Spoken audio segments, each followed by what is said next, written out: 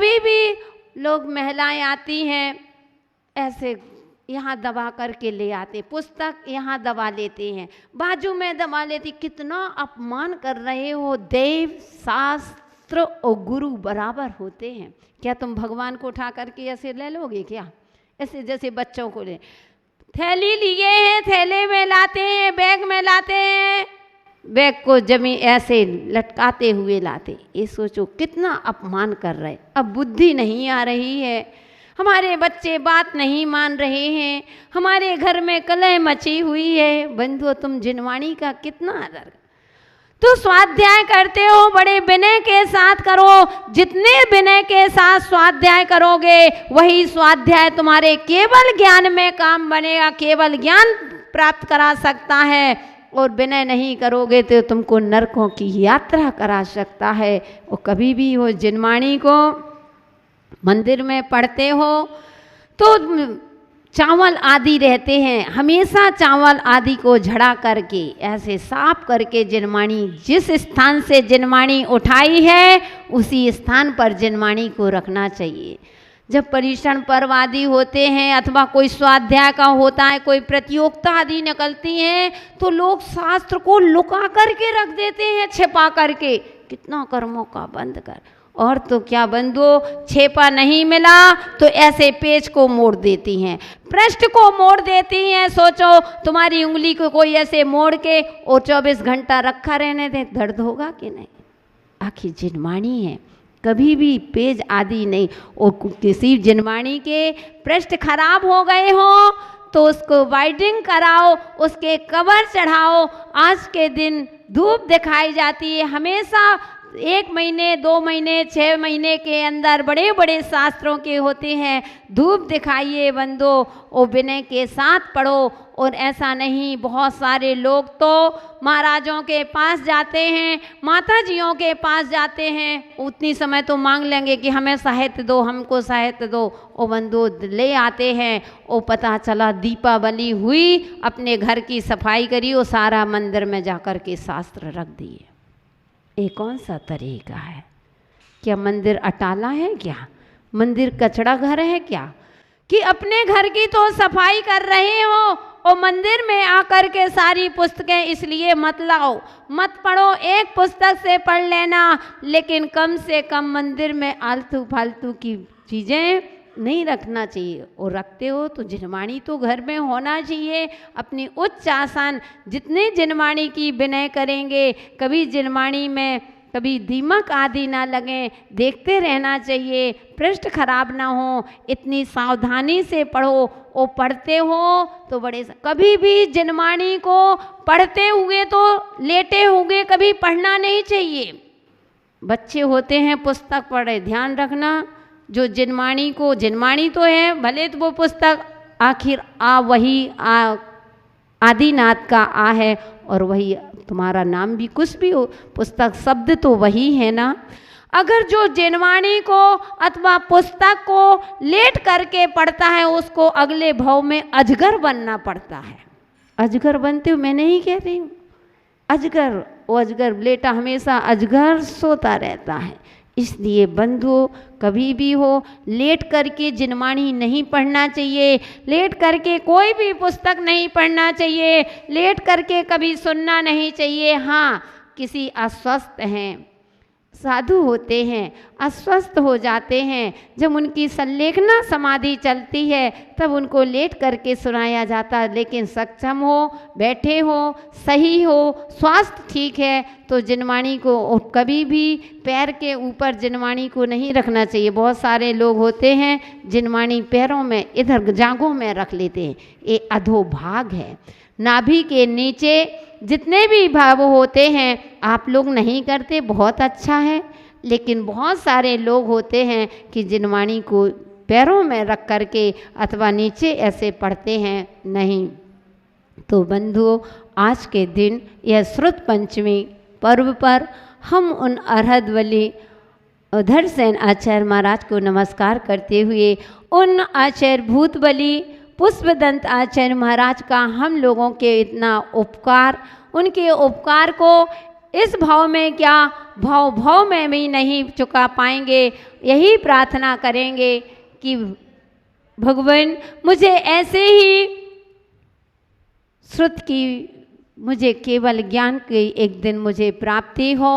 हे भगवान मुझे ऐसे शास्त्र का स्वाध्याय करके, इसलिए बंधुओं कम से कम आप लोग इतना तो नियम ले सकते हैं कि घर में मंदिर में 5 मिनट स्वाध्याय जरूर करेंगे। 5 मिनट नहीं कर पाते हो घर में स्वाध्याय, जिस घर में एक स्वाध्याय होता है शाम के समय जाओ, अपने बच्चों को बिठा लो और एक स्वाध्याय करना चाहिए, एक शास्त्र का स्वाध्याय करना चाहिए, जिससे बंधु परिवार में शांति होती है, परिवार में बहुत अच्छा प्रभाव पड़ता है, बच्चों में संस्कार आते हैं। कभी भी आज बेटा बेटियों की शादी करते हो तो बंधु बेटी की शादी करते हो तो एक शास्त्र जरूर दहेज में दिया करो, कुछ दो या नहीं दो, लेकिन एक शास्त्र जरूर देना, क्योंकि जिसके साथ में जिनवाणी माँ होती है वह जिनवाणी माँ कभी तुमको गिरने नहीं देती। आज तुम इस जिनवाणी का ध्यान रखोगे तो वह जिनवाणी माँ लास्ट में तुम्हारा ध्यान रखेगी, वो तुम्हारा समाधि मरण होगा। हम यही भावना तो भाते हैं, इसीलिए स्वाध्याय करते हैं। स्वाध्याय के लिए अंतरंग तप कह दिया, साधुओं के लिए 12 तपों में, आचार्य परमेष्टि के 36 मूल गुण में कहते हैं 12 तप होते हैं। उस 12 तपों में अंतरंग तप कह दिया। सोचो स्वाध्याय जब हम करते हैं तो दिखता है कि नहीं, देखने के लिए कि बाहर से दिख रहा है कि यह व्यक्ति स्वाध्याय कर रहा है, लेकिन फिर भी आचार्यों ने उसको अंतरंग तप में रखा है कि स्वाध्याय अंतरंग तप है। स्वाध्याय जो अध्याय जो स्वयं का अध्ययन कराए, अपना ही अध्ययन करो, ऐसा अध्ययन नहीं करना कि दूसरों के किताबी ज्ञान मत करना। तोता जैसा रट लिया, तोता तो के रटने से नहीं, तीर्थंकर जैसा चखना है। स्वाध्याय को तोता रट्टू तोता जैसा नहीं, तीर्थंकरों जैसा चखना है। जब हम इसका स्वाध्याय, जिनवाणी का स्वाध्याय जिह्वा से मत करना, जीवन से करना। जिनवाणी का स्वाध्याय कहते हैं कि उच्चारण से नहीं, आचरण से करना, क्योंकि बंधुओं आज स्वाध्याय मुझे लगता है सबसे ज़्यादा अगर कमी है तो स्वाध्याय। इसीलिए तो आज नई नई चीज़ें निकालते हैं, कहीं प्रतियोगिता के माध्यम से। एक जब चातुर्मास होते हैं, साधु एक नगर में होते हैं तो कोई ना कोई प्रतियोगिता निकालते रहते हैं, आपको दे रहे हैं कि इसको भर के लाना। कम से कम उस माध्यम से आप स्वाध्याय शास्त्र उठा के पढ़ोगे तो सही, देखोगे तो सही। अभी यह भी आपको मालूम नहीं होगा कि 24 तीर्थंकर कौन कौन से होते, उनके माता पिता का क्या नाम है, कौन को कैसे बैराग हुआ था, किसी को पता है क्या? कब किसने दीक्षा ली थी, कौन से वृक्ष के नीचे दीक्षा हुई थी, कैसे उनको मोक्ष हुआ था, खड़गासन में हुआ था, पद्मासन में हुआ था, कुछ याद है क्या? नहीं, कुछ भी पता। इसलिए बंधुओं यही हमारी कमजोरी है। तो अपने जीवन में मैं आपसे सभी लोगों से कहती हूँ कि आज आप लोगों ने जो श्रुत पंचमी पर्व मनाया है, बहुत ही सुंदर रूप से मनाया है सभी लोग। क्या? क्योंकि बंधुओं ये हमने अपने लिए किया है, ये हमने जो जुलूस शोभा यात्रा निकाली है तो शोभा दिखाने के लिए नहीं, प्रदर्शन के लिए नहीं, आत्मदर्शन के लिए। आज आपको अच्छा भी लगा होगा, अच्छा लगा ना?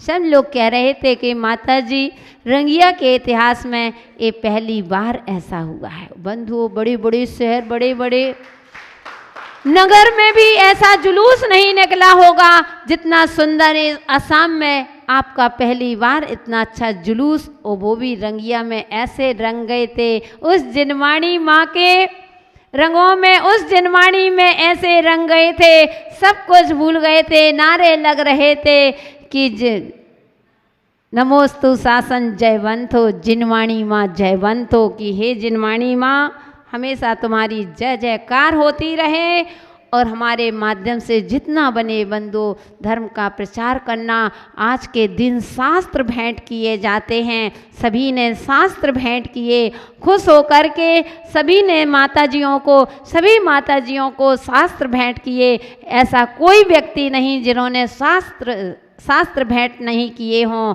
क्योंकि कहते हैं स्वाध्याय का शास्त्र भेंट करने का, कहते हैं कुंदाचार कैसे बनी मालूम है? कौंडिस ग्वाला था, वह जाकर के सबको कहानी मालूम होगी, समय हो रहा है, मैं इतना ही कहूँगी कि कौंडिस ग्वाला थे। जब वह जंगल में गया था, देखा कि सारे जंगल में आग लग गई है, लेकिन एक वृक्ष ऐसा है जिसमें आग नहीं लगी है। वह जाकर के देखता है तो उसमें एक शास्त्र रखा हुआ था। क्या था? इतनी विशेषता थी, शास्त्र रखा हुआ था। और शास्त्र रखने के बाद फिर उसने जैसे ही उस शास्त्र को निकाला और जाकर के खुश होकर के एक मुनिराज को भेंट कर देता है। उस शास्त्र भेंट करने का इतना बड़ा कि अगले भाव में वह कुंदाचार्य महाराज जिन्होंने इतने बड़े बड़े शास्त्रों की रचना करी है, तो अपने हमेशा नियम ले लो कि श्रुत पंचमी को साधु संत हो तो ठीक, और नहीं है तो एक शास्त्र मंदिर में अवश्य रखेंगे, मंदिर में दान करेंगे। ज्ञान दान का कभी भी आता है तो ज्ञान दान में हमेशा आगे रहना चाहिए। अगर नए प्रकाशन होते हैं तो प्रकाशन में जितनी आपकी कैपेसिटी, ये नहीं कह रहे कि आप लाखों रुपए दो, जितनी आपकी हो, लेकिन अपने इतना भी मत जोड़ना कि नरकों में चले जाओ और इतना भी मत छोड़ना कि सड़कों में आ जाओ। इतना भी मत जोड़ना, इतना भी मत छोड़ना कि सड़कों में आ जाओ, इतना भी मत जोड़ना कि नरकों में चले जाओ।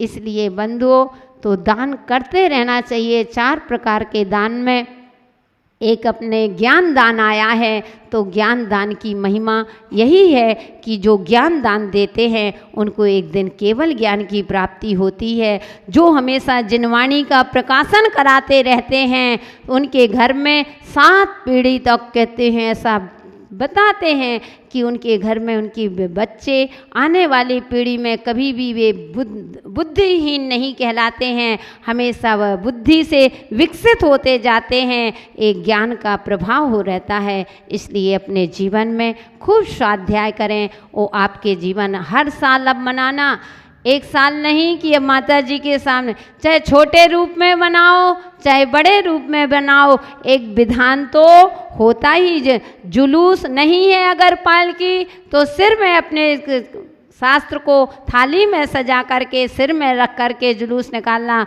और एक विधान तो होना ही होना चाहिए। ऐसा सभी लोग विचार, मैं नियम तो ज़बरदस्ती नहीं दे सकती, लेकिन ऐसे करके अपन श्रुत की सेवा करेंगे, श्रुत पंचमी पर्व को मनाएंगे। धर्म स्नेही प्यारे बंधुओं, आज संसार की विकट परिस्थितियों पर जब हम दृष्टिपात करते हैं तो ऐसा लगता है कि संसार क्या है। जब हमारी दृष्टि उस संसार के लोगों पर, आप लोगों पर पड़ती है, देखते हैं, कभी विचार करते हैं, लगता है कि आज इतना बिखरा क्यों, आज इतनी विपत्ति क्यों, आज इतने संकट क्यों। इसका बंधु मैंने चिंतन किया, विचार किया कि आज संसार में कहते हैं अनेकता, जितनी तुम्हारे अंदर एकता होगी, जितना तुम्हारे अंदर संगठन होगा, जितना तुम्हारे अंदर प्रेम वात्सल होगा, तुम्हारा जीवन उतना ही अच्छा बनेगा। आज सबसे ज़्यादा चाहे वह परिवार में हो तो बिखराव का कारण है, चाहे समाज हो, समाज में बिखराव का कारण बन रहा है, चाहे रिश्तेदार हों, रिश्तेदारों में बिखराव का कारण बन रहा है। क्योंकि बंधु आज का मानव कैंची बना हुआ है। अगर जीवन जब तक कैंची के समान बना रहेगा, जब तक हमारा जीवन हमेशा बिखरता ही रहेगा, हमारा जीवन कभी सुलझने वाला नहीं है। हमें यह मानव पर्याय मिली है तो जीवन सुलझाने के लिए मिली है, उलझाने के लिए नहीं। भव्यात्माओं, एक मानव होता है, अपने जन्म को पा कर के वो भाग्य समझता है, अपना पुण्य समझता है, और एक एक कहते हैं कि जैसे ज्ञानी पुरुष लोभी व्यक्ति होता है, वह लोभी व्यक्ति एक एक पाई को जोड़ कर के रखता है, और इतना कि मेरी एक पाई खर्चा ना हो जाए। ऐसे ही भव्यात्माओं, हमारे पूज्य गुरुदेव कहा करते हैं कि जो व्यक्ति ज्ञानी होता है, जिसके अंदर ज्ञान होता है, जिसको समझने की सोच चिंतन अच्छा होता है, विशुद्धि रहती है, वह व्यक्ति हमेशा अपने समय की कीमत रखता है। वह अपने एक एक समय की कीमत रखता है, क्योंकि समय एक बार निकल जाता है, वह कभी वापस नहीं आता है। तो बंधु, ऐसे ज्ञानी पुरुष होते हैं तो अपने समय की कीमत समझते हुए अपने जीवन को सुलझा लेते हैं, क्योंकि यह जीवन जो मिल गया है, क्या पता अब मिला कि नहीं मिला। कितना पुण्य किया होगा, कितने पुण्य के उदय से ये ध्यान रखना कि यह जीवन मिला है। पूर्व में बहुत पुण्य किए होंगे बंधुओं, जा कर के तब कभी हम मनुष्य पर्याय में आए। वह भी मनुष्य पर्याय में ही नहीं, जैन कुल में हमने जन्म ले लिया, और जैन कुल के साथ साथ हमें प्रभु का दर्शन मिल रहा है, हमें प्रभु की भक्ति करने का अवसर मिल रहा है। यही भक्ति का अवसर पा कर के हम उस भक्ति में संलीन हो कर के और हम अपने जीवन को सुलझा सकते हैं। लेकिन विचार करो कि हमारा जीवन उलझता क्यों जा रहा है। ऐसा कोई व्यक्ति नहीं जहाँ देखो उसी का जीवन उलझा हुआ है। अनेक प्रकार के लोग मेरे पास आते हैं कि गुरु माँ मेरी ये समस्या है, मैं इन कारणों से उलझा हुआ हूँ। कहीं कोई अपनी कोई समस्या रखता है, कोई समस्या। मैंने इतने दिन से इस देश पर इस तरफ आई हूँ, मैंने देखा जो भी मेरे पास आता है अपनी उलझने लेकर के। अरे मैं कभी विचार करती हूँ कोई व्यक्ति सुलझा हुआ नहीं मिलता, सब उलझे हुए मिल रहे हैं। तो वो एक व्यक्ति ने मुझसे प्रश्न किया कि माता जी ये बताओ कि हमें अपने जीवन को किस प्रकार से सुलझाना है।